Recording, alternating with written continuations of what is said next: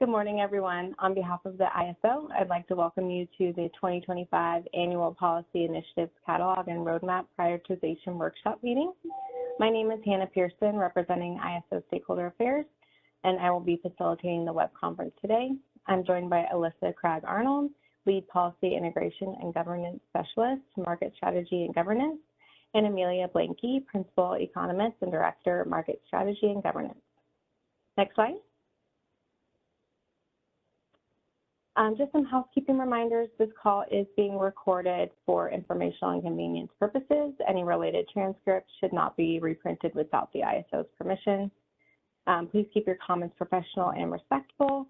Please try and be brief and refrain from repeating what has already been said so that we can manage time efficiently. Next slide. And then to ask questions during the meeting, you can open the participant chat panel on the bottom right.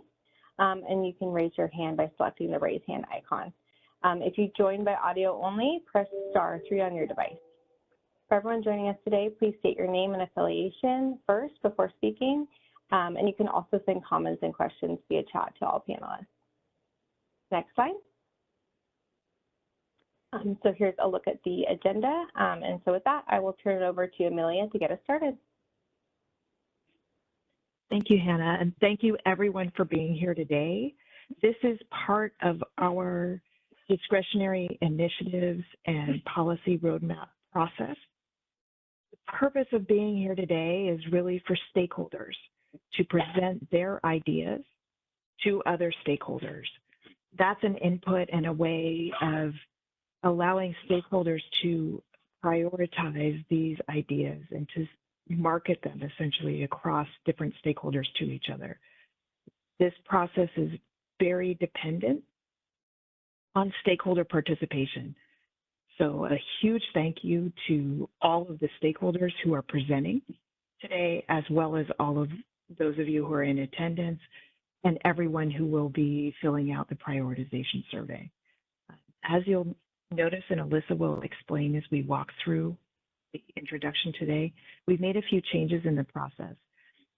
This is the only opportunity and the only presentation of stakeholder initiatives proposed in 2025. It's partially because we received fewer this year than we did last year, but also because of some new efficiencies really in the process. We are opening the prioritization survey shortly. I believe that should be posted this afternoon, and adding some additional features, which Alyssa will cover in her presentation. So with that, I will hand it off to Alyssa. Thank you, Amelia. And thank you again to everyone attending the call and to our stakeholder presenters today. I'm just going to start here with a quick schedule overview. We do have the call scheduled until noon, but we've tried to kind of build in a little bit of extra time for any potential questions, discussions. So these times are just a bit of an estimate. So I'll be starting off with a review of where we're at in the roadmap and the catalog process.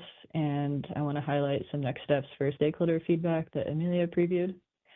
And like Amelia mentioned, kind of most importantly, we're going to include an update on some changes to the stakeholder prioritization survey, which we're releasing today. Those changes are mostly just that we've kind of bumped the timeline up a little bit, and we're now including a prioritization question about current 2025 policy initiatives. And then we'll move right into the stakeholder presentations on their submissions to the catalog. We have 5 stakeholders presenting, and then I'll be presenting 1 submission on behalf of CWR State Water Project. Each presentation is about 15 minutes, but like I said, we don't want to cut off any productive conversation or discussion, so this is just an estimate right now. So please be prepared to present kind of in that general window if you are presenting.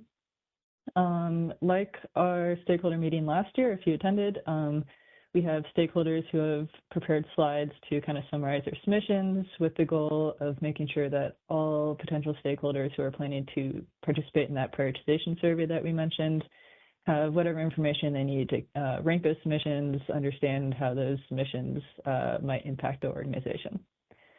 And then I'll just wrap up with any last questions and next steps. So any questions on the agenda before I move into the catalog and roadmap kind of level set? Great, next slide, please. Right, so this is kind of just a level set on where we're at and where we're going with the catalog and roadmap for anyone who hasn't been participating in the process yet. So kind of as an overview, our annual policy initiatives catalog is, it starts with this kind of descriptive document for the policy initiative proposals that stakeholders submit in February each year. And it really only includes items that are policy initiatives. So items that are not policy initiatives have been already filtered out into kind of the relevant ISO planning processes. So things like transmission planning, process improvements, requests for analysis have all been kind of redirected into those existing venues for items that are not policy initiatives. And then the remaining items that were submitted that are policy initiatives are included in the catalog and as well in the upcoming prioritization survey that we are releasing today. And the catalog really just kind of describes the results of that prioritization survey from stakeholders, identifies what stakeholders have ranked as the highest priority items, and then it serves as kind of a major input into the development of the policy roadmap, which again happens annually and is the ISO's work plan. So we update that every year with new initiatives, and it describes all of the initiatives that we plan to undertake over the next 3 years. And like I mentioned, the catalog is a kind of critical input to that, but it's also a combination of what stakeholders identify as the highest priorities from the catalog and the prioritization process, and how that aligns with the ISO critical strategic objectives, as well as ISO capacity, resource availability, all of that. And we release the roadmap at the end of the year. Next slide, please. And this is kind of just a visualization of what I just described. So 2025 is now the second year of what we're kind of making into more of an annual process for the catalog and roadmap. So we're trying to mostly stick with the same schedule as last year. You see in the orange box, this is our kind of external facing prioritization process. And then the green box is where the ISO starts doing more of the internal planning prioritization. So we've, as you can see, gone through the stakeholder submissions process that closed in February. Now that we're in early April, we're currently starting the stakeholder prioritization process with this workshop, and then this survey that we are releasing today. And then we plan to publish the catalog with the survey results by about June. And then, like I mentioned, after we publish the catalog, that's when the ISO starts that internal prioritization process, doing the resource assessments, capacity planning, and everything that goes into publishing the roadmap at the end of the year. Any questions on process? If I could, Alyssa, I'll just add one note here. As we did last year, we did receive one request from multiple stakeholders asking for an urgent change. Last year, that urgent change was a method to allow bids above the WEC soft offer cap. And ISO began a process to address that and essentially started and completed that process within the year. This year, we received multiple requests for changes to the EDAM congestion rent allocation. And that, likewise, that process is being taken out of the policy roadmap and catalog timeline and is being addressed in a stakeholder initiative process that was just opened by the ISO now 2 weeks ago. That I see a question in the chat. We have a question from Doug. Hi, Doug Bocignone from Flynn Resource Consultants for the Bay Area Municipal Transmission Group. You mentioned that some of the proposed initiatives got referred to other groups. They were determined not to really be a stakeholder initiative. I'm just curious, I noticed one of them was this proposed by CDWR related to the transmission access charge, uh, structure, and it's been referred to the infrastructure transmission planning and infrastructure development group. And I'm just wondering how that decision was made, thinking about like that particular initiative actually sort of took place. I think the policy group ran it several years ago. And my recollection was that it was completed and there was a recommendation on a proposed change to the access charge to recover about half of the cost based on a monthly demand charge instead of 100% on a volumetric charge. And, but it wasn't taken to the board at that time because there was going to be this regionalization effort and there was some uncertainty about where that was going to go. Well, it seems like that's all happened. We know where it's gone. And I mean, I could see that maybe we don't need to start a new initiative since that whole thing was hashed out, but it seems like it should be refreshed, and it seems like it's a policy issue, not a transmission planning issue. So I'm just wondering how it's going to get addressed by the transmission planning group.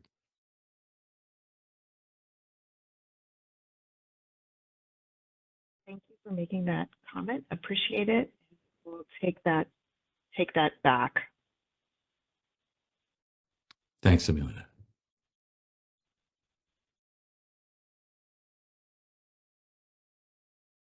Looks like we have another question. I believe it's Tarek.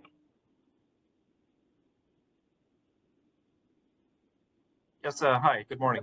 Can everyone hear me? We Yes, can hear you. hi. So this is Tarek Niazi from CDWR, and just echoing what was just said by Doug, I believe, regarding the TAC and where it should belong. So I'm just echoing that. That's all.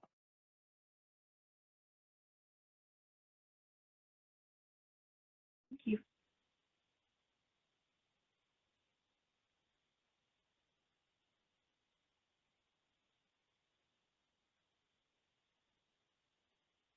I think we can move on to the next slide, please, unless there are any more questions. No other questions.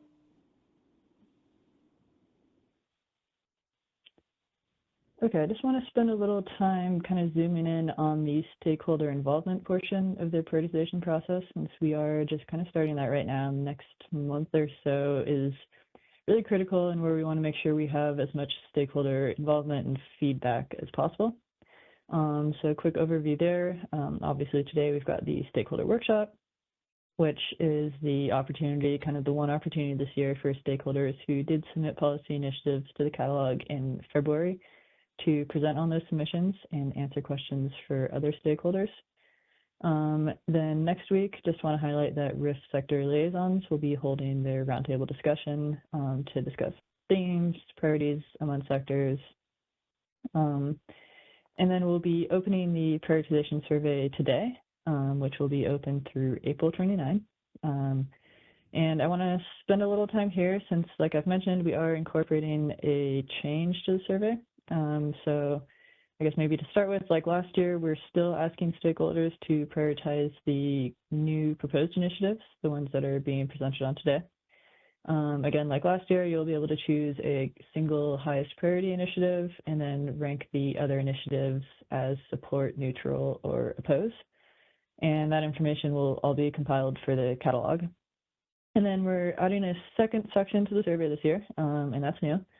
And we are asking stakeholders to prioritize the current initiatives that we are already in the policy development phase for this year.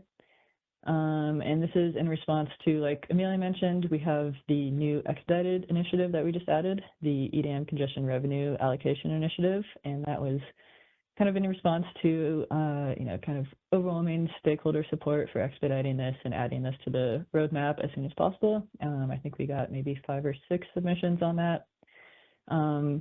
And there was, pretty widespread support for this initiative. So we did quickly ramp it up, but we also recognize that having this new initiative is kind of a heavy lift from stakeholders and ISO staff. And you all have kind of limited bandwidth to engage in the ISO policy initiatives. So we're hoping to maybe recalibrate the roadmap a little bit this year, just to incorporate the time required for the new initiative and still be able to maintain progress on our current initiatives. So it looks like possibly pushing back some meetings for existing initiatives, pushing back potentially some deliverable dates for some of those existing initiatives.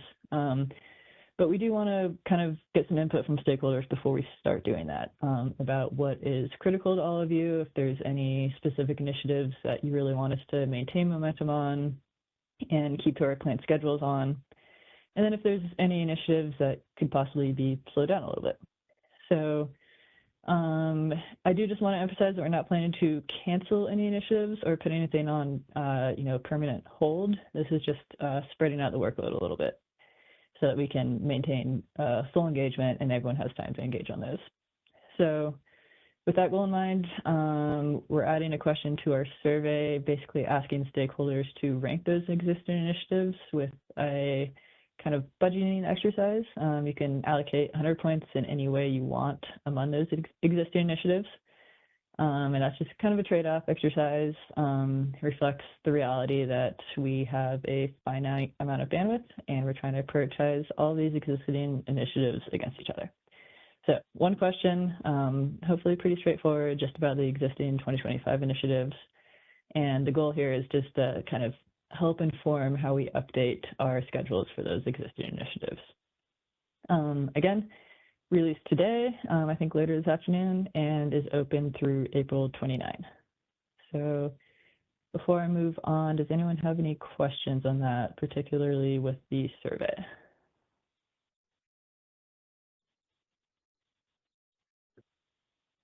Questions? All right, great. Next slide, please. This is just a quick summary of all the dates I've walked through already. Just want to highlight that prioritization survey, April 3 to April 29. And then, like I mentioned, we will be publishing the results of that, updating the roadmap based on those results, and then updating or publishing the catalog in June. Okay, next I want to move on to what is the bulk of today's meeting, which is stakeholder presentations on their policy initiative submissions. We will have a representative from 5 organizations presenting slides. Then they'll be accepting questions and comments after they conclude their presentations. I'm also going to be presenting on behalf of one stakeholder who chose not to present at today's meeting. Like I mentioned, we're trying to keep each topic to about 15 minutes so we have time to get through all presentations, but please feel free to ask questions and have any productive conversation. If you do have a question, please try to hold that till the end of the presentation and then raise your hand for the event producer to see that you have a question. So I will pause here and make sure we don't have any additional questions before we move on to our first presentation. And while we pause, I'll just mention if you are making a presentation today and you have not been elevated to the panel for this, please do raise your hand. And producer can lead you to the panel. All right, let's go ahead and move into our first presentation, which is from Elsa Chain with Bonneville Power Administration. Let's go to the next slide, or the first slide of her presentation. And then Elsa, you can go ahead whenever you're ready. Hey, good morning. Elsa Chain from Bonneville Power Administration. Can everyone hear me?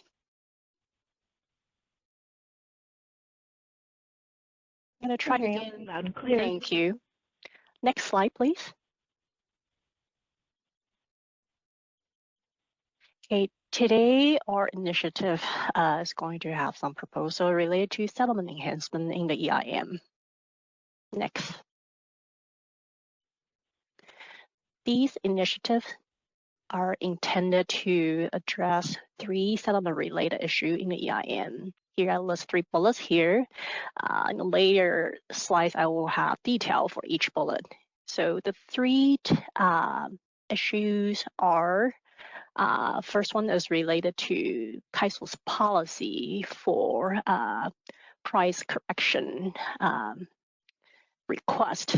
Currently, we have 5 days deadline for that request.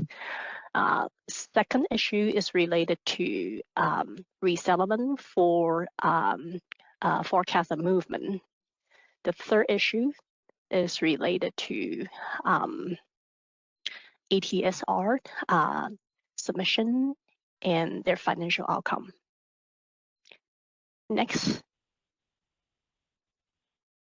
So this slide is going to give you more detail about the price adjustment request policy. Currently, KAISO has a 5-day deadline. The 5-day is not business day, they are calendar days after the operating day. So to set the deadline within 5 days, we have to submit our price adjustment request. Very often, the relationship between operational issue and their settlement outcomes are very complex. It really requires a lot of time to perform analysis and assess if there is any impact to the settlement and is it appropriate to even request the price adjustment. There are many sorts of issues. It could be network data integration, tagging practices, manual dispatch, automation. BPA is very unique here. We develop a automation for our manual dispatch because it's more sophisticated, sometimes even more difficult to deep dive to find the root cause. And some other source of issue could be from digital certifications. And all these issues can arise sometimes within our organization. It could be from our adjacent entity or even from KAISO. So with multiple different type of issues and across multiple organizations, it could take longer to investigate. So here we're proposing KAISO to consider allowing price adjustment request more than 5 days after the operating day. This should provide the EI entity with enough time to perform the post-operation settlement analysis thoroughly, so we can have an appropriate action or request afterward. All right, next, please. This proposal is related to KAISO's current resettlement policy. BPA recently received multi-million charges from KAISO. This is due to a errors that's recently identified in KAISO's FRP forecasted movement calculation. I think KAISO just recently discovered that errors, so they went back 2 years to recalculate the forecasted movement and issue a 2-year worth of resettlement. This resettlement really affected market participants. So the market participants were not receiving any negative feedback during the entire 2 years. That will be required to alert them to after operation. So now we're all being financially impacted proactively for market outcomes that could have otherwise avoided through modification of our market participation or operation strategy. And another issue I'm going to raise here is part of this 2+ year resettlement period is outside of the allowable dispute window. So when we went back to investigate all the resettlement calculation, we identified that issue, but we're not allowed to dispute because this was outside the dispute window. So here, the initiative is to, the proposal is for KAISO to consider improving the consistency of the forecasted movement settlement approach with some underlying principles. So here I list 3 underlying principles for the forecast movement calculation. They're more technical, but I'm just gonna give some more high-level description here. So The first one, underlying principle we would like to see improvement is the proportionality of forecast movement charges related to the operational significance of the flex capacity issues that do not manifest in the real-time market. And most of the time, these issues actually got resolved by T-40 test. So the issue never realized in real time. The second principle is the financially binding consequence of the advisory interval in the RTUC run associated with the T-55 test, particularly when the issue is resolved by the T-40 test. Third principle, in current calculation, ETSR base schedule movement is excluded. So this does not give a complete picture. Currently, the designs only include the generation-based schedule movement. We're proposing here to consider both ETSR base schedule movement and the base schedule, generation-based schedule movement. We also proposed that CAISO considers refining and aligning the timeline for allowable resettlement in the dispute window due to market engineer. Also reconsider allowing 2 years worth of resettlement for recently identified error when participants had no opportunity to review the market participation and consider adjustment in response to settlements outcomes. Next, please.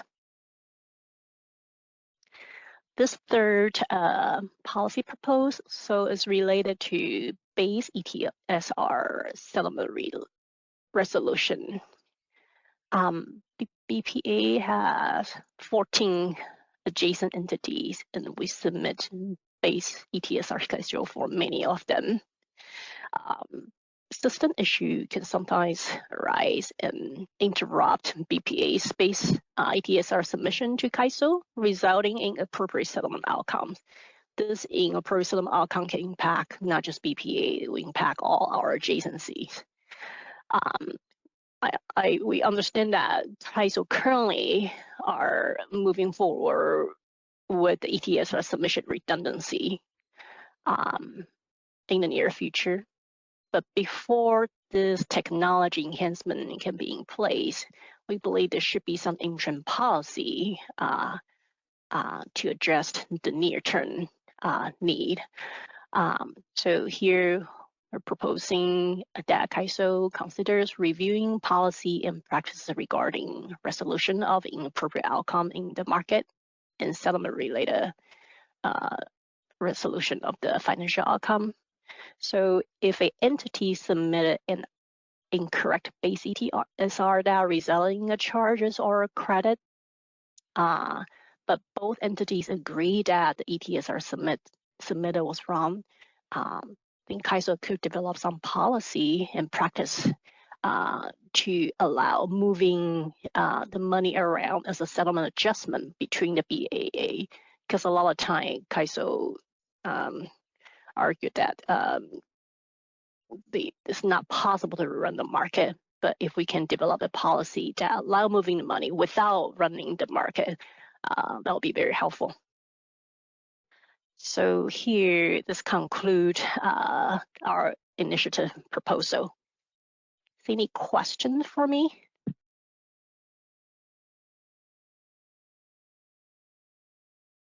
I don't see any questions.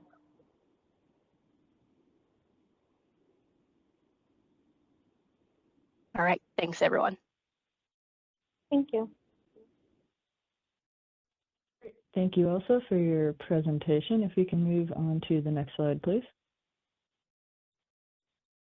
All right, next I will be describing the real-time congestion offset enhancement submission from CDWR State Water Project. I will be reading the text from their submission, but if there are any CDWR staff on the call, please feel free to jump in by raising your hand here. Next slide, please. I'll start with the submitted issue description. And again, I want to mention that all of these are posted, the full text of all these submissions are posted on our website if you do want more time with any of these.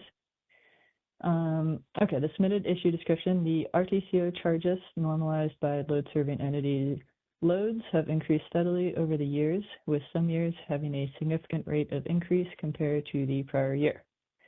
For example, for CDWR, there was a significant increase that amounted to 36.67% in the RTCO changes observed in 2021 compared with the year 2020, and to 45.55% in the year 2022 compared with the year 2021 values.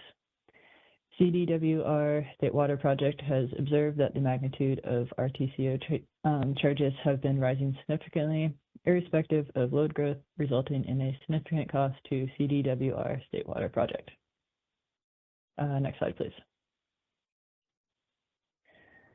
This is, again, the issue description. The chart shown below illustrates RTCO charge increasing over time for CAISO load. These slides are posted on the 2025 catalog and roadmap website as well if you need more time with this. Next slide, please. The submitted initiative description is that CDWR State Water Project, while investigating the causes for such increases, CDWR State Water Project recommends that CAISO initiate a new stakeholder process to discuss what can be done to transform the current RTCO into a true neutrality charge code that reverses to each market participant the respective market participants' hour ahead in real-time congestion rents. Next slide, please.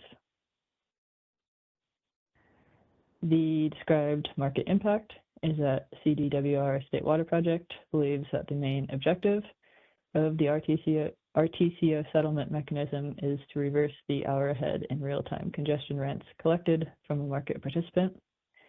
However, the RTCO charge code does not provide the CAISO stated neutrality by including additional and much larger charges than the reverse of the hour ahead in real-time congestion rents collected from market participants. Next slide, please. Timing and urgency. CDWR State Water Project observes that not addressing this issue has incurred higher RTCO charges over time for impacted LSEs and believes postponing the issue will continue to increase charges to LSEs. Further investigations by CAISO will improve discussions on past market impacts and potential severity increases that will further unbalance markets in the future. This concludes the submission from CDWR State Water Project, but I do just want to pause here if the submitters of this initiative have anything to add, or for them to speak up if they're available to answer any questions.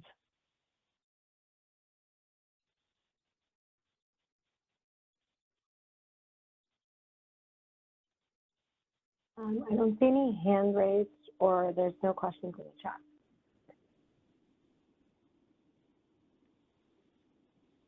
All right, then I will move on to the next presentation. Next slide, please. We have Sam Heil from NextEra Energy Resources. I believe also Sarah Garcia from the same organization, here to present two submissions today. Sam, whenever you're ready, please go ahead. Yes, hi. Thanks, Melissa, and good morning, everyone. Thanks for having us. My name is Sam Heil. I am a Senior Policy Specialist at NextEra Analytics. And along with my colleague, Sarah, we're going to be walking you through our company's two submissions to this year's catalog, starting with, next slide, please, the idea for a new payment, I guess 2 slides, the idea for a new make-whole payment for battery storage. Can we go next slide? And one more.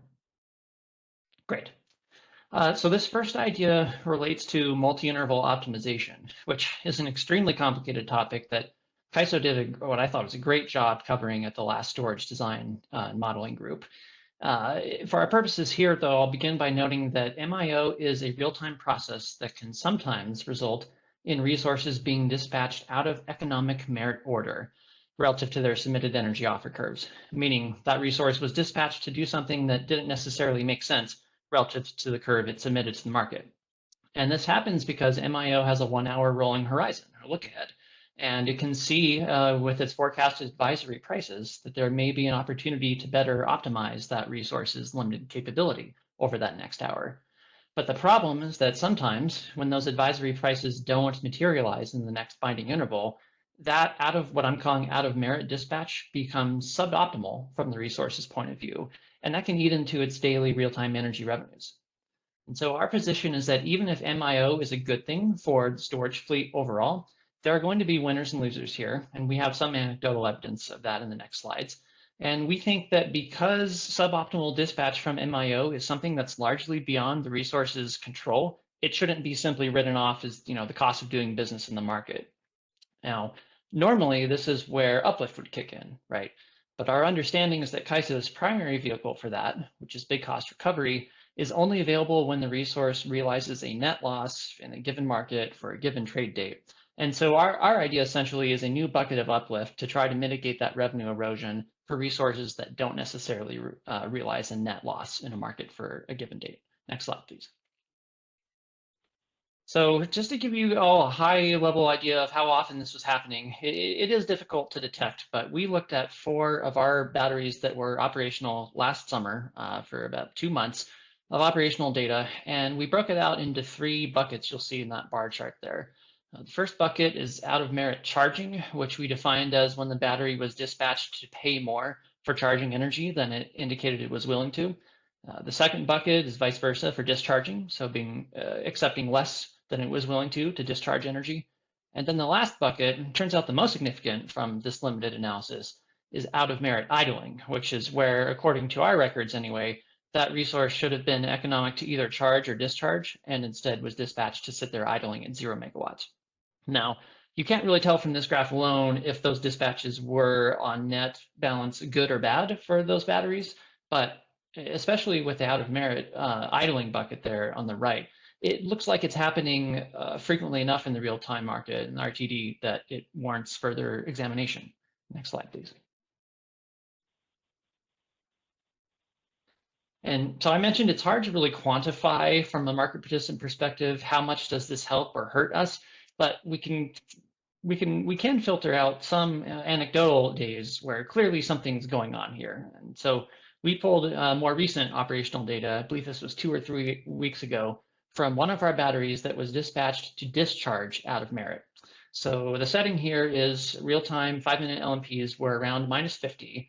However, the battery indicated with its offer curve that it was willing to pay up to $41 to charge. But because it was dispatched to discharge, effectively that battery was forced into paying to discharge energy instead of getting paid to charge and absorb that energy.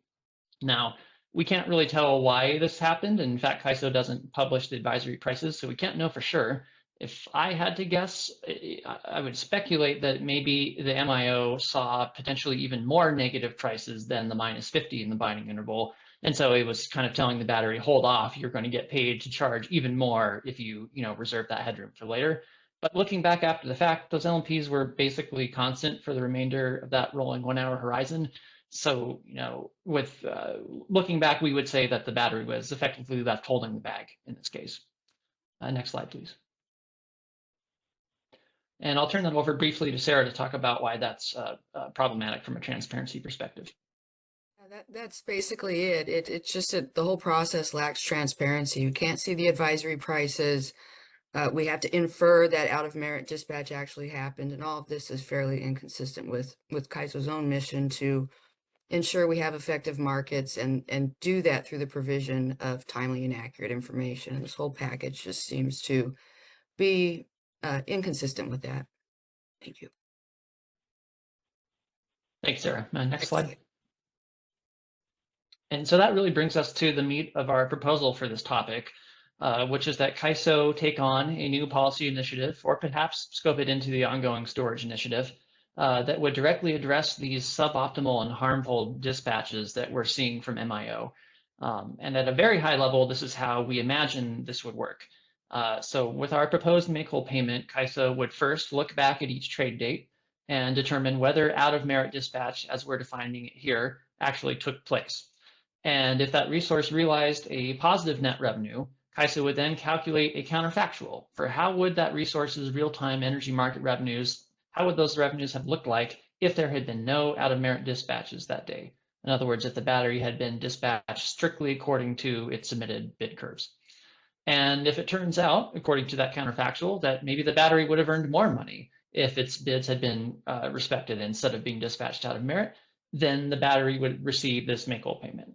If, on the other hand, it turned out MIO was actually a good thing and that out-of-merit dispatch better optimized the resource than it tried to do itself through its offer curves, then this make-whole payment wouldn't be necessary, right? And then the last scenario is if the resource took a net loss in that market for that trade date, well, then this new make-whole payment wouldn't apply because in theory, bid cost recovery should already be providing that resource with appropriate compensation. Next slide. And we wanted to note that this idea doesn't totally come out of a vacuum.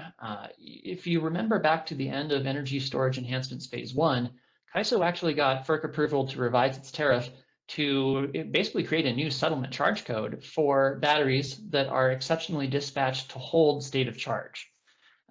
So it's kind of a similar idea here. In both cases, CAISO would be calculating a counterfactual. In the exceptional dispatch case, the counterfactual identifies would that battery have been better off if it had ignored those exceptional dispatch instructions and been dispatched according to its offer curves. And if it was worse off, the battery receives a new make-whole payment under that new settlement charge code. So our idea is similar. Admittedly, it's probably going to be a lot more complex to actually calculate these counterfactuals for all the batteries that are dispatched out of merit. Our understanding is exceptional dispatch is a little less frequent, but just to note that that could be a template for CAISO to leverage here. Next slide. And lastly, we did think about other ways to get at the problem. One option that I understand has been brought up in the past was to allow resources to just opt out of MIO entirely. But we agree with where CAISO ended up on that last time, which was that when you start letting resources opt out, then MIO only really sees part of the bid stack, and that's probably not going to be great for market efficiency or price formation. There's always the do nothing approach, which in this case would be continuing to rely on BCR to at least make resources whole for the most extreme impacts of out-of-merit dispatch. But again, the sticking point with that for us is that it wouldn't really offer relief to a battery that still turns a profit in that market for the trade date, just potentially less of one than would have otherwise been realized, right? But for this out-of-merit dispatch. And lastly, we thought about, well, if the issue is this net loss eligibility criterion, maybe that could just be removed from BCR. But we didn't really want to go down that path here, because that's part and parcel of CAISO's market design. There could be unintended consequences, and we would like to think that our proposal here is the more surgical approach, if you will. Next slide. And that brings me to our second submission. As a reminder, I'll try to take questions on both of these at the end. Next slide. This submission relates to co-located resources and the must-follow flag for variable energy resources, or VERS. You may be familiar with this requirement. It essentially requires VERS to follow dispatch whenever any resource that they're co-located with, so behind an aggregate capability constraint or sub-ACC, whenever that co-located resource receives an ancillary service award, the VER is no longer allowed to freely generate as available in real time, depending on cloud cover, say if you're solar. Instead, it has to follow its 5-minute DOT value. And our position is that this unnecessarily discourages co-located resources. I say resources, but most of the time we're talking about batteries that choose to co-locate with VERS, right? We think this unnecessarily discourages those batteries from participating in ancillary services, which in turn is not great for price formation. And we'll also talk about how this can pose undue coordination burdens to the extent the resources are owned by different owners or operators. And so the ask here from our side is that CAISO more clearly articulate, why does the flag need to be triggered in this specific context? Again, the context is the co-located resource receives an ancillary service award. Why does the VER really need to follow its flag? And on balance, are those reasons, do those outweigh some of the drawbacks we're going to attempt to outline here for market participants? Next slide, please. So, to our knowledge, CAISO has never put out a written policy rationale for why the flag needs to be triggered in this instance. However, our informal understanding is that it's something related to, the goal of making sure that that freely generating VER doesn't kind of fight with or drown out the frequency signal you get from the co-located battery when, to the extent that battery is deployed to provide regulation up or regulation down. So it's something about wanting the resources to not fight and make sure that that ancillary reward is deliverable or realized by the market. But even that, if that's correct, even that was never super persuasive to us, just given that if CAISO procures ancillaries on a zonal basis rather than a nodal basis, well, the thought experiment we go back to is how would it be any different, say, if you had a solar plant that was freely generating at one node, and then let's say you had a standalone battery at the other node providing and getting deployed for regulation up or down. Point being, if those resources get rolled up to the zonal level anyway, we'd be curious to see if there's maybe a more specific operational or reliability concern for triggering the flag when those resources are co-located. Because otherwise it seems like it'd be a similar outcome from CAISO's perspective. Next slide, please. So we wanted to lay out just a couple, from our perspective, a couple of the financial and operational risks with triggering this flag when the co-located resource clears ancillaries. And there's two cases we think about. What's the first one? Let's say the market participant owns both the battery and the co-located VER. Well, in that case, we tend to think of the flag as unnecessarily discouraging that battery from participating in ancillary services. And that's because typically, it's hard to estimate, but we think typically the estimated value of bidding that battery into the ancillary markets is outweighed by the foregone energy revenue on the VER side due to its having to follow dispatch. And to unpack that just a little bit, this flag is essentially forcing the VER to follow its 5-minute forecast instead of generating freely. And even if you have an accurate forecast, that means, assuming forecast error, all forecasts are a little bit off, right? If you assume that forecast error is evenly distributed in the upward and downward directions, still roughly half the time, then that means that VER's DOT is still going to be below its actual capability, meaning that VER might have had instantaneous capability to go over its 5-minute forecast value, but it's not allowed to. So it's frozen to the old 5-minute value, and we see that as curtailment.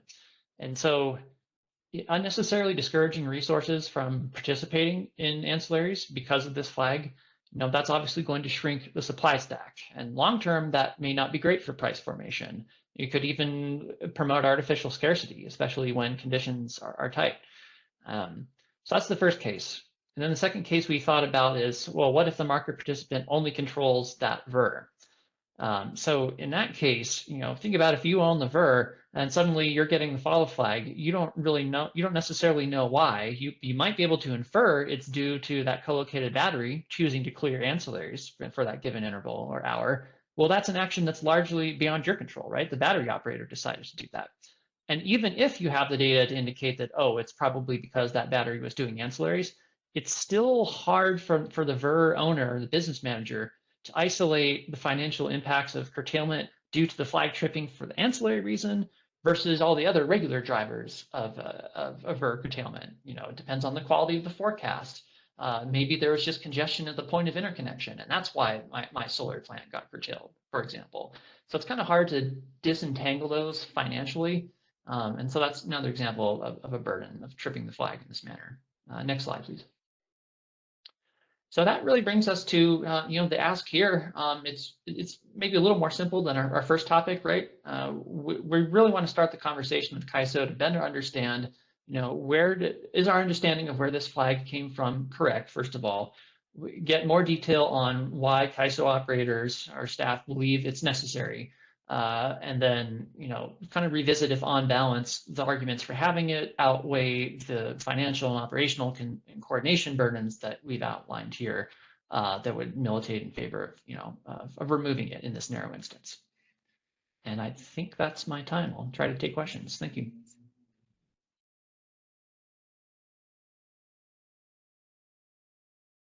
I'm not seeing any questions.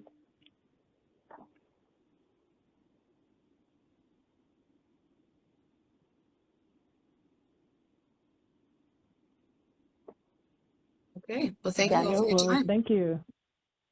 Thank you. Thank you, Sam. Thank you, Sarah.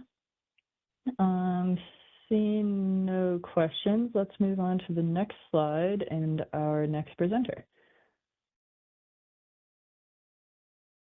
think we can scroll through these appendix slides, yeah. Oh, yeah, sorry, please go ahead. There's a handful of those you can scroll through. Yeah, if we can just scroll through to the flexible ramping product enhancement slide. There we go. And we have Vijay Singh with Pacificor here to present. Vijay, whenever you are ready, please go ahead. Yeah, hi. Can I get confirmation you can hear me okay? Yes, we can.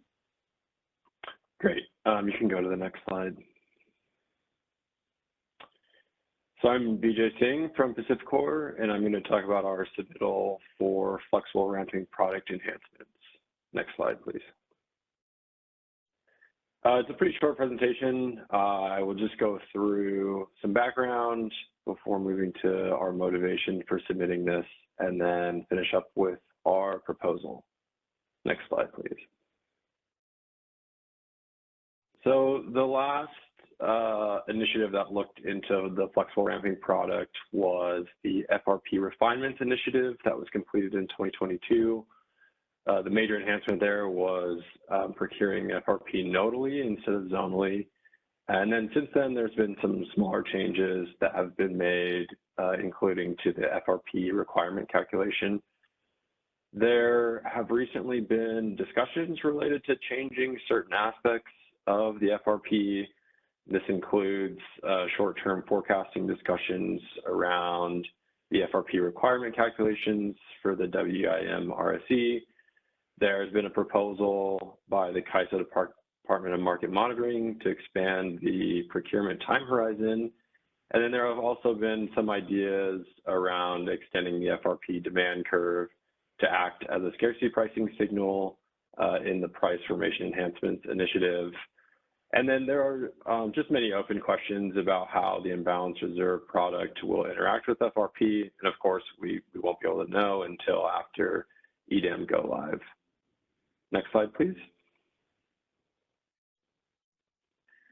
So post EDAM go live, Pacificor believes it'll be worth evaluating whether the market is procuring adequate flexible capacity. And some indicators we think will show that the FRP product may not be working as intended, or systematic market operator load biasing, unutilized FRP when it is needed, any large swings in the FRP requirements in the WIM RSE, and this is particularly between advisory RSE runs, and FRP pricing that is not intuitive. So for example, if FRP is priced at $0 when the energy supply may be tight, I think this is an indicator that it may not be working as we intend. So at this point, we don't have specific problem statements around FRP. This proposal is purely conceptual and would rely on analysis from the CAISO to understand how FRP is performing. Next slide. So for the proposal, we would like to examine how FRP is functioning within the market by analyzing any utilization data, price impacts, the FRP demand curve, and interactions with the imbalance reserve product. So the kickoff for this would be after there is enough data to understand how FRP is being used with respect to the imbalance reserve product. And then this proposal or initiative would be non-urgent and purely conceptual. Some of the key questions that we have that we would hope would be answered in this initiative is the flex requirement on WEIM entities reasonable and justified? What is the quantity of procured flexible capacity that ends up being dispatched? Also, is FRP deliverable when and where it is needed? So for example, can FRP procured in one region, say like the Northwest, be used to meet flexibility in another region, say like the Intermountain West? Also, how does FRP interact with the imbalance reserve up product specifically? And then lastly, is the FRP demand curve working as intended? So that is all I have. I'm happy to answer any questions.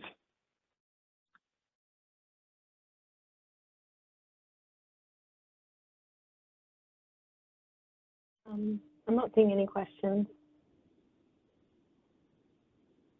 Okay, great. Thanks. Thank you. Great. Thank you, Vijay. We're going to go ahead and move on now to Seth Cochran from Vital Inc. on economic intertie bidding under EDAM. Seth, whenever you are ready, please go ahead.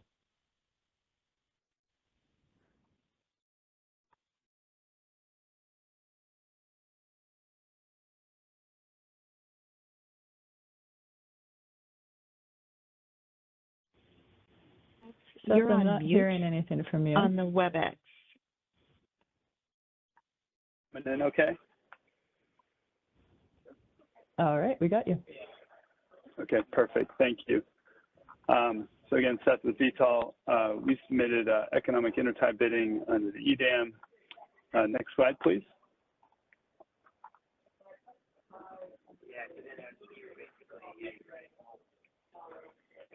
Okay, next, slide 2. There you go. Thank you. So today we just want to point out that the functionality is optional for intertie bidding at the seams of the EDAM region, whereas in CAISO it's permitted and it's an enabled functionality that we see today.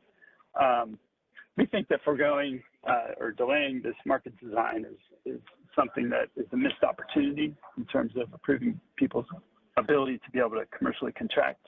Please go to the next slide. So, just at a high level, when I think about the state that we're in today, where you have to self-schedule and you're effectively price taking, that really ameliorates people's ability to be able to manage the risk better through price-sensitive bidding. We think that that's a functionality that's actually stabilizing to the market. We've heard concerns about naval economic bidding at the interties, where it's sort of this new thing and people are apprehensive about doing it, and it could have some sort of destabilizing impact. And we think just the opposite about that. And ultimately, we think this creates risk premiums that people aren't able to hedge effectively, which ultimately flow through to end users. So, in the instance where you would have someone that's seeking to import some generation to meet load in an EDAM region, we think that being able to reflect your willingness to actually deliver that power at the border is something that would help with these concerns. And we also think that if we look further out in the horizon, we look at markets plus and seems that could create, we think that this would tend to behave in a more efficient manner with those market seams. You go to the next slide, please. Yeah, and generally when we look at across different organized markets that have been in existence for a long time and have seams with other organized markets, most notably say PJAM, MISO, SPP, and you could also throw New York and New England in there. They all have more advanced ways to be able to economically optimize interchange transactions across their seams. And we think that the first step in the ISO gravitating towards some of these better practices would be to enable economic intertie bidding. And just generally, when we look out across these RTOs and ISOs, they all have economic intertie bidding. And then they have evolved past that with certain other mechanisms, one of which is coordinated transaction scheduling that we see between MISO, PJM, NISO, and ISO and E. And that basically allows you to not only just have a price-sensitive bid at your sync location, but also your source location. So then you're able to actually clear both sides of the interchange transaction simultaneously, or not clear it at all. So we find these sorts of these sorts of mechanisms to be optimal. The other is mark-to-market coordination across market seams, and that is basically a very tight way of managing congestion across seams where they have a joint shadow price that they control the redispatch around. And the last point I'd like to make here on this slide is that Markets Plus does permit economic import and export transactions. So we see that if CAISO and EDM entities were taking this on as a requirement, then I think we would see those two markets better aligned. Next slide, please. So this is our recommendation. So here's the punchline. We think that after EDM stand up for 6 months, there should be a requirement that we begin to work on instituting this functionality across EDM areas. We think that there's a lot of benefits to this. We think it will lower risk premiums in the market. We think it would attract transactions to the EDM areas from external regions. So we think there's a lot to gain from this. Now, I'll close with that and open it up for any questions. Thank you.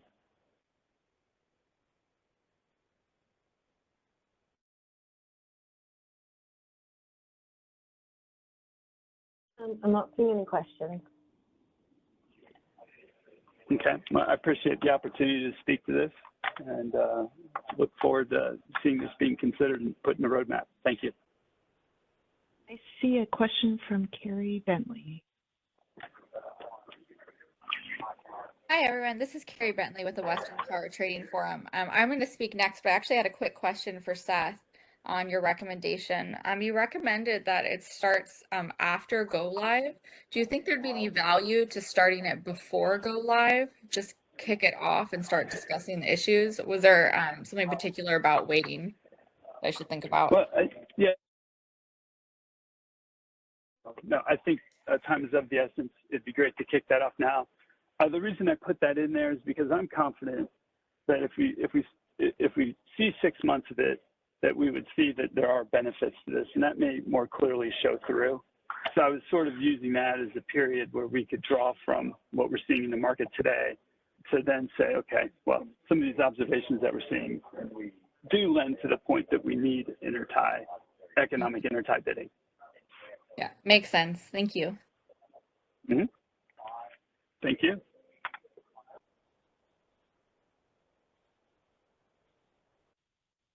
Any other questions for Seth before we move on to our next presentation?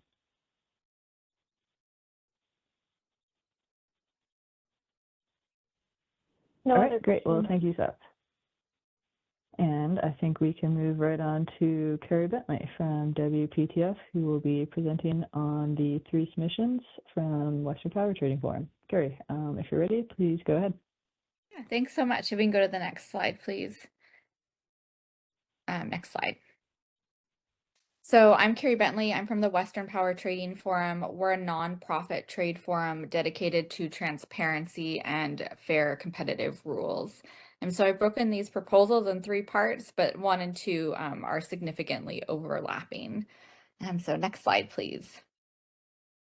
As we all know, EDM is about to enter its implementation phase, but there still are some design gaps and stakeholder concerns. This isn't a criticism of EDM in any way whatsoever. EDM is a novel design. To place a day-ahead market upon an OAT structure is new, and there will be inevitably enhancements that need to be made.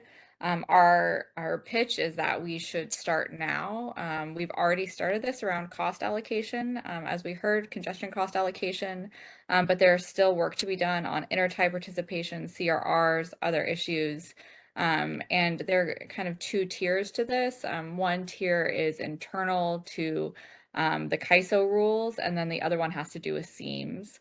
So we believe that this should be broken into 2 parts. Next slides, please. So for the internal EDAM area, there are some rules that will just be particular to the expanded CAISO area. And we believe that we should start an initiative now to start to explore enhancements that need to be made. We think the scope should initially be flexible and open to stakeholders, but should include things like inter-tie participation, transmission charges and cost allocation, CRRs, inclusion of convergence bidding, and other items that stakeholders had brought up. We think it would be helpful for this to start before go live and then evolve as the operational experience grows. And we think some of these items should ultimately be moved into a different initiative that should be started after go live. And so next slide, please. So inherent to many items on EDAM will be ultimately seams issues. And Seth just touched on a really big one and quite well and dug in deep, but there are other seams issues too. We have a patchwork of multiple overlapping frameworks right now. EDAM bilateral markets, EDAM markets plus. We have, RAP that kind of overlays everything, and it does introduce quite a bit of seams. To me, a seam is just basically a point of friction where rules, priorities, data, processes just aren't in alignment. Whenever that happens, it creates additional reliability risk, it increases complexity, it reduces efficiency. So I think it's incredibly important to have an ongoing seams effort. Next slide, please. And this is because there are just significant challenges faced by the market already that we can foresee. The first one is RA fragmentation. We see this in a couple different ways. You could think of RA as just capacity, and we see capacity both in resource sufficiency and in RA. But just RA as a standalone product, we have the CAISO RA rules, which already are a little bit diverse between our own LRAs. And then we have the RAP rules, and the RAP and the RA rules aren't quite in alignment still. And so you do introduce some lost diversity benefits, potential for double counting, some issues when RA programs are this diverse across a singular market. And EDAM will be a singular energy market. So it's a little odd that we're going to have such different RA rules.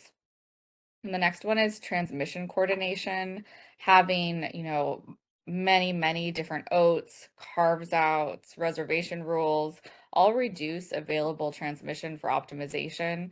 And it would be more ideal if there was some sort of consistency between the different tariffs. And then the next one is what Seth just talked about, the economic seams. Without intertie bidding, no joint dispatch, transaction scheduling, really does limit the amount of trade that can occur efficiently between the markets. So there's significant economic benefits to spending some time, some deep thought work and stakeholder and CAISO time figuring out what to do about the different seams. And then finally, on the resource sufficiency evaluation, this already has popped up for many EDAM entities that are either participating in RAP or have their own RA programs, and how to make it cohesive with the resource sufficiency rules. We already see some gaps between EDAM and RAP, and these gaps will just increase costs for everyone and reduce reliability. So we think that this is something that should be tackled straight away. So ultimately, next slide, please.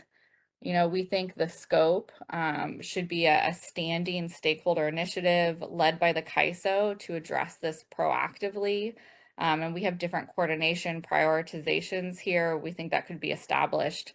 But ultimately, we think looking toward proven RTO approaches like the PJM MISO Joint Operating Agreement, Seth pointed to some other interconnection, sorry, not interconnection, to some other intertie participation models that would be worth looking at as well. I think looking at others' approaches would be a good way to start this scope and dig in. And then moving on to our next recommendation, next slide, please. This is something that WPTF asked for in our last call last year on this, and I think maybe it wasn't well understood, so we're going to try again here. So market participants, our members, frequently request additional transparency, and this transparency is important. It really guides how they spend their capital and what they choose to invest in.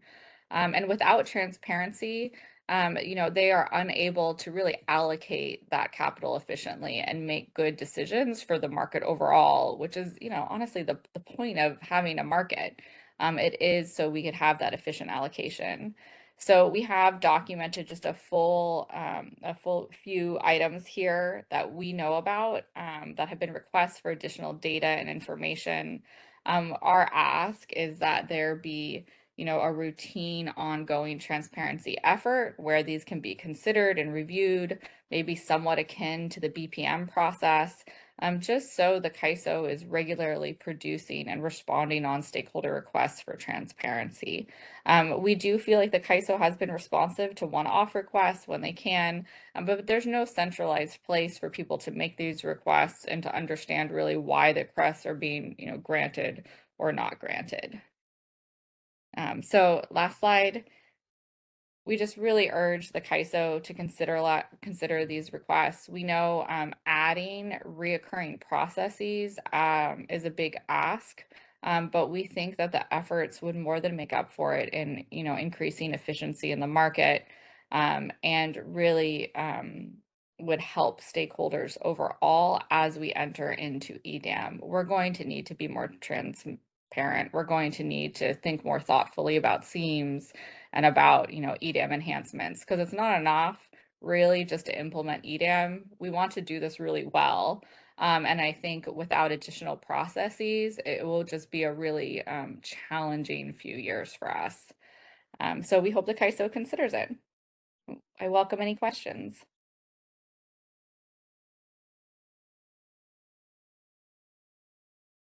All right, thank you very much.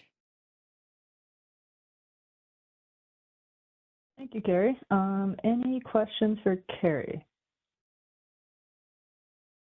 I'm not seeing any questions.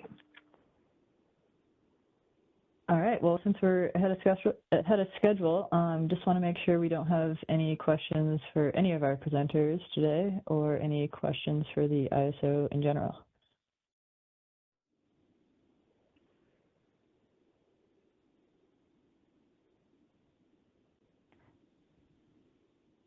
Yeah, no questions. Great. Well, thank you to all of our presenters today. We really do appreciate you taking the time to present, and hope that was helpful for everyone who attended. Like Amelia said, this process does not work without all of your engagement, so we are really encouraging everyone on this call to complete that prioritization survey that we are posting today. That's on the 2025 Roadmap and Catalog webpage. Again, that survey includes both the 2025 current initiatives as well as the new proposed initiatives that were presented on just now. That is open until April 29, and we will be publishing the results in May and June for current initiative updates and then the policy catalog. So unless anyone has any additional comments or questions, or if Amelia wants to add anything, I think we can go ahead and wrap up. So again, thank you all for presenting and attending today, and we're looking forward to those survey responses over the next few weeks. And if you do have any follow-up questions, please feel free to reach out to the ISO Stakeholder Affairs team, or reach out to me directly. We have both those emails listed in that last slide there. Oh, sorry. Yeah, I did just want to mention as well, the ISO encourages market participants to review the new trainings page on the market participant portal. And so this is in addition to the Learning Center. This new training page will be centralized location for accessing computer-based training. And then for market simulations, please refer to our release schedule for the most recent updates of the initiatives scheduled for MAP and production stage market sims. And then the business practice manual BPM, the status of all proposed revision requests and updates for BPMs and the BPM library are also published on the BPM change management website. Next slide. And then lastly here, just for insights into the ISO grid and market operations, just be on the lookout for our Energy Matters blog, or you can always subscribe. And so with that, I'd like to thank you all for joining today's discussion. And as a reminder, this meeting was recorded for informational and convenience purposes only. So the video file will be posted to the recurring process page, and you can get there from the calendar event as well. So thank you all. This event has concluded. Thank you for using event services. You may now disconnect.